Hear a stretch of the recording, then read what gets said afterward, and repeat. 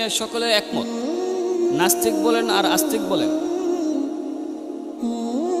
ইহুদি বলেন আর খ্রিস্টান বলেন, নাসারা বলেন আর বৌদ্ধ বলেন, হিন্দু বলেন আর মুসলিম বলেন, সকল লেভেলের মানুষই একটা বিষয় নিয়ে একমত যে এই মৃত্যু সকলের জন্য অনিবার্য। এই মৃত্যুটা সকলের জন্যই অনিবার্য। এই মৃত্যু থেকে কেউ বাঁচতে পারবে না। এই বিষয়টা নিয়ে সকলেই একমত যে আমরা বাঁচতে পারবো না, মৃত্যু আসবেই। আপনি যেখানেই থাকেন, আসমানে থাকেন আর জমিনে থাকেন, যেখানেই থাকেন মৃত্যু আসবে।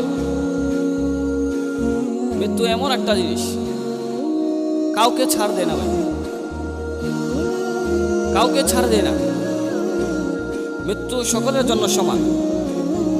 রাজা বাদশাহ, ধনী গরিব, ফকির মিসকিন কাউকে চিনে না, মৃত্যু কাউকে চিনে না।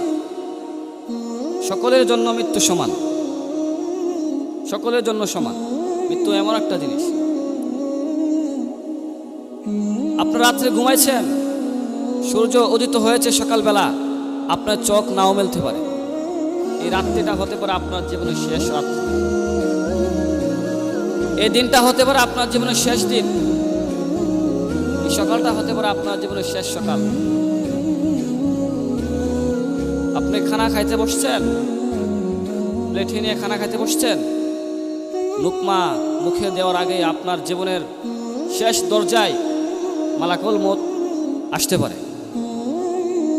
কাউকে বলে আসবে না মৃত্যু, কাউকে না। মৃত্যু এমন একটা জিনিস, আপনার নামটাও চেঞ্জ করে দিবে। আপনি মরে দেখেন, আপনার নাম নিয়ে কেউ ডাকবে না।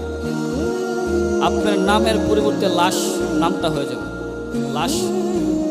যেমন আমি ইয়াজুল ইসলাম ইয়ামিন, আমি মৃত্যুবরণ করি, আমার নামও থাকবে না, ইয়াজুল ইসলাম ইয়ামিন কেউ ডাকবে না। সকলে বলবে লাশটাকে ঘর থেকে বের করো, এই লাশটাকে ঘর থেকে বের করো,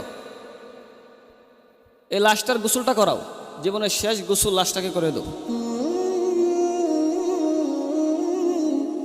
আমার নাম হয়ে যাবে তখন লাশ। ইয়াজুল ইসলাম ইয়ামিন কেউ ডাকবে না, কারো নাম নিয়ে কেউ ডাকবে না, লাশ হয়ে যাবে। মৃত্যু এমন একটা জিনিস।